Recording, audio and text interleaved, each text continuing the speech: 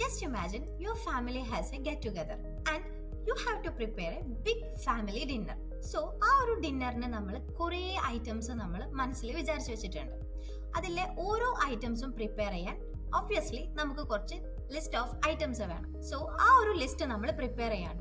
ഏതൊക്കെ ഐറ്റംസ് ആണ്, അത് എത്രയൊക്കെ ക്വാണ്ടിറ്റിയിലാണ്, മേ ബി ഒരു ബ്രാൻഡ് ഇല്ലെങ്കിൽ വേറെ ഏത് ബ്രാൻഡാണ് നമ്മൾ ആ ഒരു ഐറ്റം വാങ്ങേണ്ടത് എന്നുള്ള ഇത്രയും ലിസ്റ്റ് നമ്മൾ തയ്യാറാക്കും. ഈ സിമിലർ പ്രോസസ് ആണ് ഒരു ക്വാണ്ടിറ്റി സർവേയർ BOQ ചെയ്യുന്ന സമയത്ത് യൂസ് ചെയ്യുന്നത്. നിങ്ങൾ ഒരു ഗ്രോസറി ഷോപ്പിൽ പോവുകയാണ്. സോ നിങ്ങളുടെ കയ്യിൽ എന്തൊക്കെ ഐറ്റംസ് വേണമെന്നുള്ള ലിസ്റ്റ് ഉണ്ടെങ്കിൽ നിങ്ങൾക്ക് ഉറപ്പിക്കാം നിങ്ങൾ ഒരു കാര്യവും മിസ് ഔട്ട് ആയി പോകുന്നില്ല എന്ന്.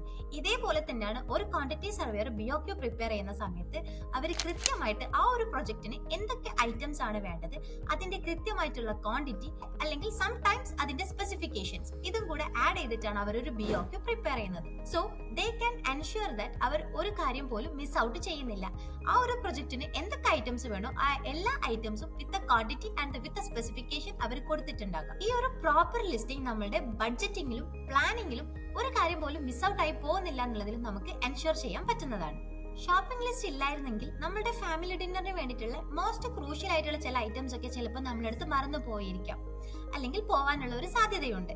ഇതേപോലെ തന്നെയാണ് BOQ. ഒരു പ്രോപ്പർ BOQ ഇല്ല എങ്കിൽ ആ ഒരു project may be budget over runs ആയി പോവാനോ അല്ലെങ്കിൽ സക്സസ് റേറ്റ് കുറഞ്ഞു പോവാനോ സാധ്യതയുണ്ട്.